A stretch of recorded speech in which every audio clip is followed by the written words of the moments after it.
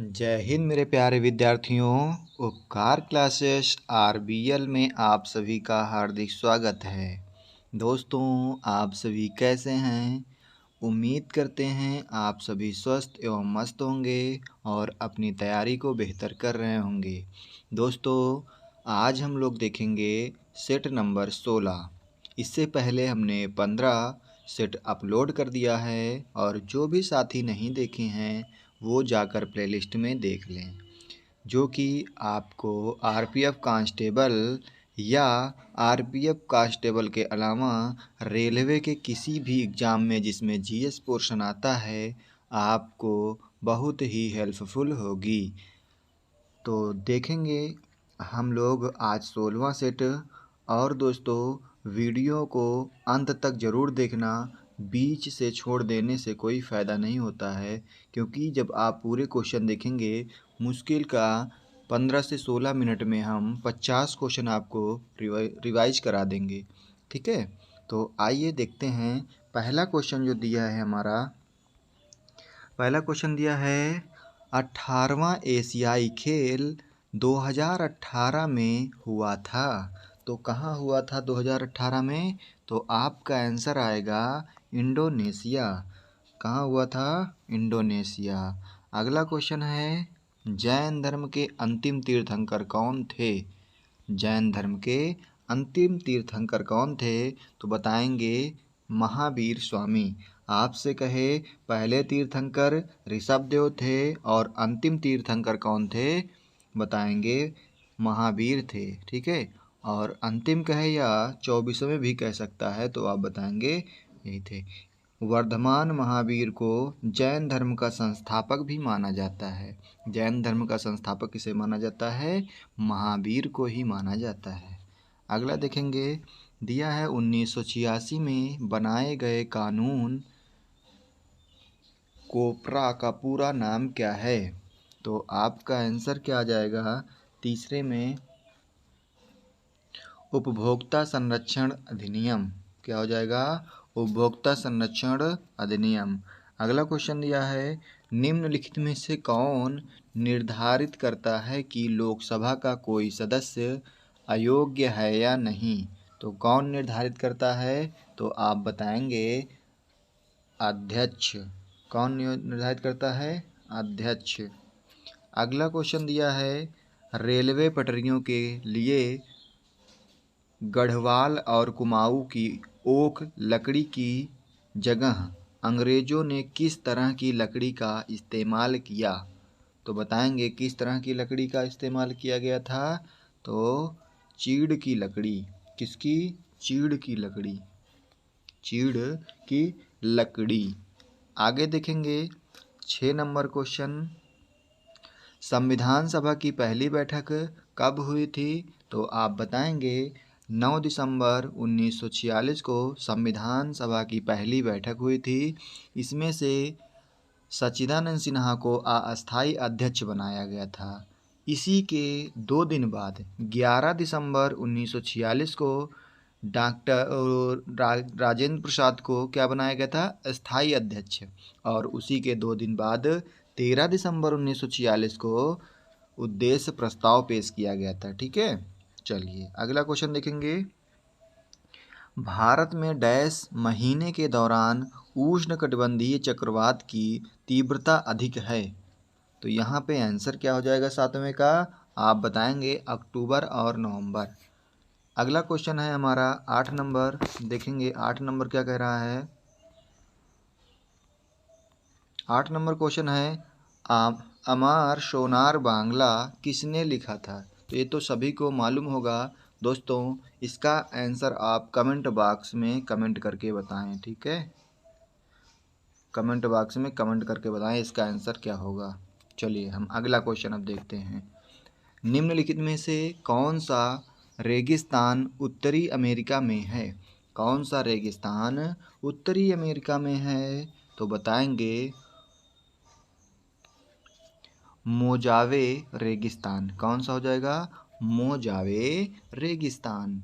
अगला है, एकेश्वरवादी सिद्धांतों को बढ़ावा देने के लिए 1814 में आत्मीय सभा के संस्थापक कौन थे? आत्मीय सभा के संस्थापक राजा राम मोहन राय थे। कौन? राजा राम मोहन राय। अगला है, भारतीय संविधान का कौन सा वर्ग मौलिक कर्तव्यों से जुड़ा है? कौन सा मौलिक कर्तव्यों से जुड़ा है? आप बताएंगे 51A। ठीक है, कौन सा? 51A। अगला देखेंगे,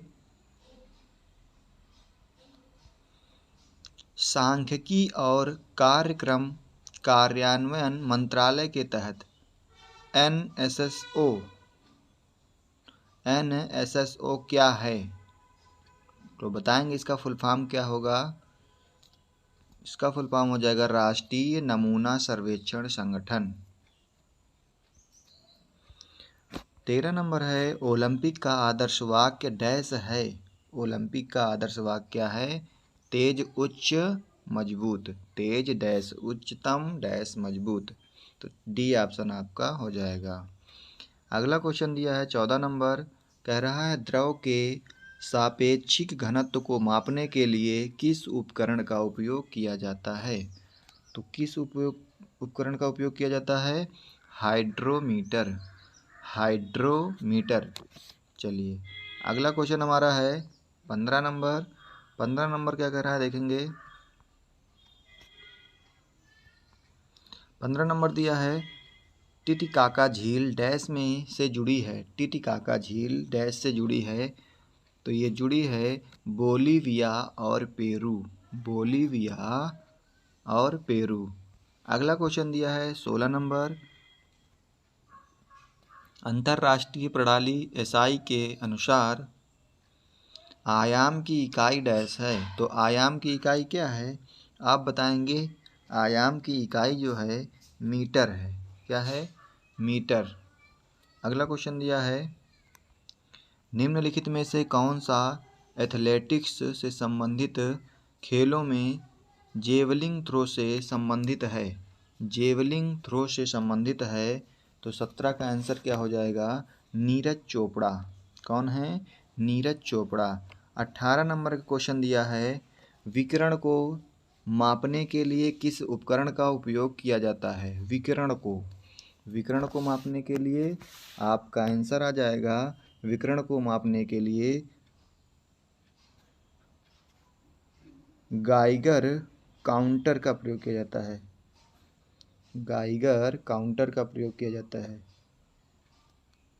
तो इसमें गाइगर या कहीं कहीं गीगर मिलता है। Geiger counter. ठीक है, उसका मिस्टेक हो, फिलहाल गीगर काउंटर होना चाहिए इसमें। अगला दिया है, एक संवैधानिक बैठक की मांग को एक सिद्धांत के रूप में स्वीकार किया जाता है। इसे डैश कहा जाता है। इसे क्या कहा जाता है? स्वीकार किया जाता है तो इसे अगस्त प्रस्ताव कहा जाता है। क्या कहा जाता है? अगस्त प्रस्ताव।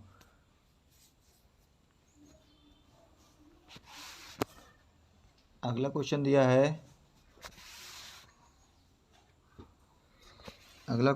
है, इसमें 19 नंबर कह रहा है, अगस्त प्रस्ताव हो गया। 20 नंबर देखेंगे। 20 नंबर दिया है, कौन सी बीमारी त्वचा के रंग द्रव्य के विकास का कारण बनती है? कौन सी बीमारी है? तो आपका 20 नंबर पहले देखेंगे, सिक्किम का लोकप्रिय मुखौटा नृत्य कौन सा है? सिक्किम का मुखौटा नृत्य कौन सा है? सिंघी छम। कौन सा है? सिंघी छम। 21 नंबर दिया है, कौन सी बीमारी त्वचा के रंग द्रव्य के विकास का कारण बनती है? कौन सा विकास का कारण बनती है? तो 21 का आंसर हो जाएगा बी ऑप्शन। ठीक है, क्या हो जाएगा? बी ऑप्शन आपका आंसर हो जाएगा। अगला क्वेश्चन नंबर 22 है, भारतीय रिजर्व बैंक की स्थापना में की गई थी। तो भारतीय रिजर्व बैंक की स्थापना कब की गई थी? तो आप बताएंगे 1935। ठीक है, कब? 1935। और इसका राष्ट्रीयकरण आपसे कहे तो 1 जनवरी 1949 में। ठीक है, अगला क्वेश्चन है,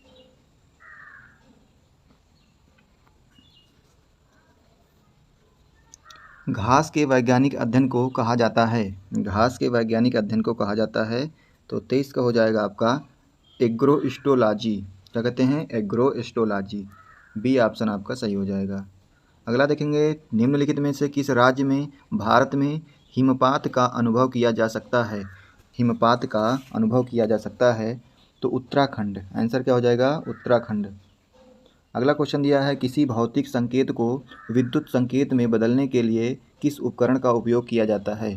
किस उपकरण का उपयोग किया जाता है? तो 25 में बताएंगे, ट्रांसड्यूसर। क्या हो जाएगा? ट्रांसड्यूसर। ट्रांसड्यूसर हो जाएगा 4 नंबर। अगला देखेंगे, राष्ट्रमंडल खेल 2018 के उद्घाटन समारोह में भारतीय टीम के लिए झंडा किसने लिया? झंडा किसने लिया? तो आपका 26 का आंसर हो जाएगा पीवी सिंधु। क्या हो जाएगा? पीवी सिंधु। अगला क्वेश्चन दिया है, भारतीय संविधान का भाग 2 डैश से संबंधित है। भाग 2 किससे संबंधित है? नागरिकता से। किससे? नागरिकता से। 28 नंबर दिया है, वर्ष 1946 में बनी अंतरिम सरकार में रेलवे और परिवहन मंत्री कौन थे? रेलवे और परिवहन मंत्री जो आपके थे, आसफ अली थे। कौन थे? आसफ अली। स्वामी विवेकानंद ने धार्मिक संसद में कब भाग लिया था? धार्मिक संसद में कब भाग लिया था? तो आप बताएंगे 1893। कब? 1893। अगला क्वेश्चन है, 1972 में ग्रीष्मकालीन ओलंपिक खेल डैश में आयोजित किए गए थे। डैश में आयोजित किए गए थे। तो 30 का हो जाएगा म्यूनिख। म्यूनिख। अगला है 31 नंबर, टंगस्टन का प्रतीक क्या है? टंगस्टन जो है इसका प्रतीक क्या है? तो आपका आंसर आएगा W। अगला क्वेश्चन है,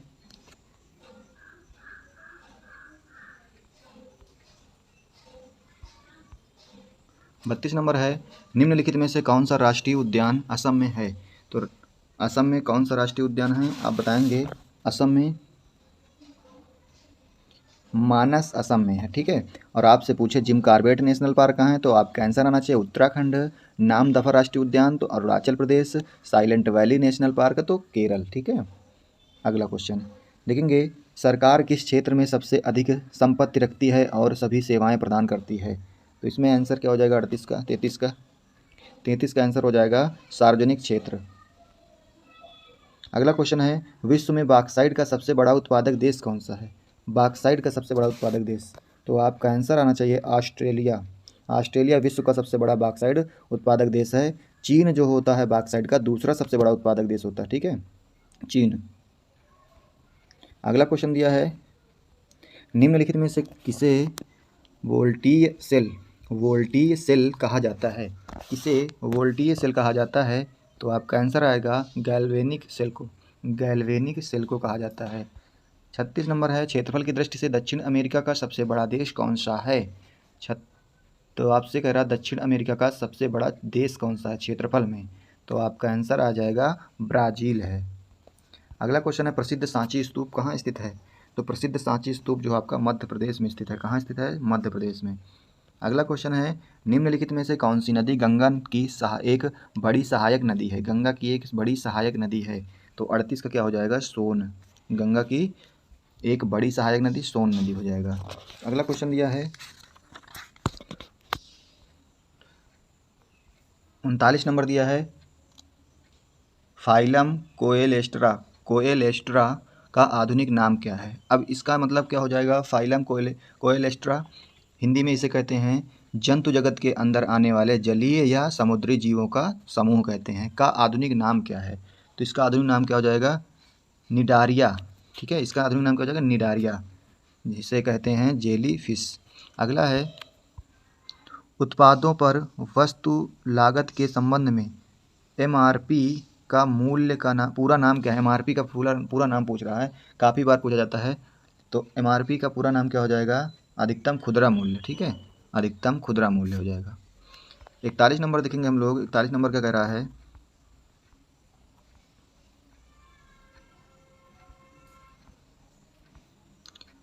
41 नंबर दिया, निम्नलिखित में से कौन रोहन बोपन्ना से संबंधित है? रोहन बोपन्ना, तो ये टेनिस, ठीक है, टेनिस।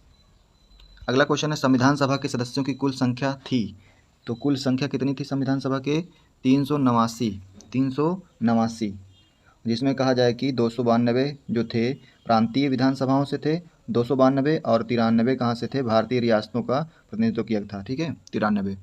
अगला क्वेश्चन है, 2001 से 2011 में भारत की विकास दर डैश थी, तो विकास दर क्या थी भारत की? तो 43 का आंसर आएगा आपका 17.64%। अगला क्वेश्चन है, 1866 में ईस्ट इंडिया एसोसिएशन के संस्थापक कौन थे? तो कौन थे संस्थापक? आपका आंसर आ जाएगा दादा भाई नौरोजी, ठीक है।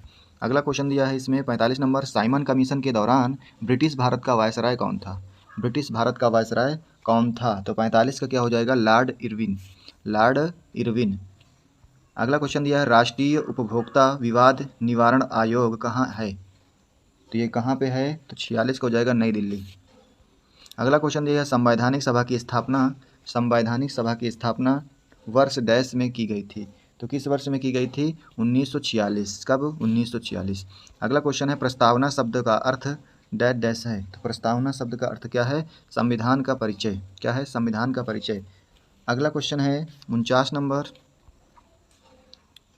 इल्बर्ट बिल पेश किए जाने के समय ब्रिटिश भारत का वायसराय कौन था? तो कौन था? इसका आंसर क्या हो जाएगा? रिपन। क्या हो जाएगा? रिपन। अगला क्वेश्चन है, चीनी यात्री फाहियान ने किसके शासनकाल में भारत की यात्रा की थी? किसके शासनकाल में भारत की यात्रा की थी? इसको आप लोगों को कमेंट बॉक्स में बताना है कि इसका आंसर क्या होगा, ठीक है। 50 नंबर का आंसर क्या होगा आपको कमेंट बॉक्स में बताना है, और हम इसके ऑप्शन बता देते हैं। ए ऑप्शन है बिंदुसार, बी ऑप्शन है अशोक, सी ऑप्शन है चंद्रगुप्त द्वितीय, और डी ऑप्शन है हर्षवर्धन। तो दोस्तों इसका कमेंट करके आप आंसर बताना क्या होगा। और यदि वीडियो आपको अच्छी लगी है तो चैनल को सब्सक्राइब करें, अपने दोस्तों में शेयर करें और वीडियो को लाइक करें। दोस्तों आज हम लोग देखेंगे इतना ही, देखते हैं अगला प्रैक्टिस सेट देखेंगे हम लोग अगले दिन, ठीक है। तो आज के लिए इतना ही रखते हैं, मिलते हैं अगली वीडियो में, तब तक के लिए धन्यवाद। और वीडियो को अंतिम तक देखने के लिए बहुत बहुत धन्यवाद आप सभी का।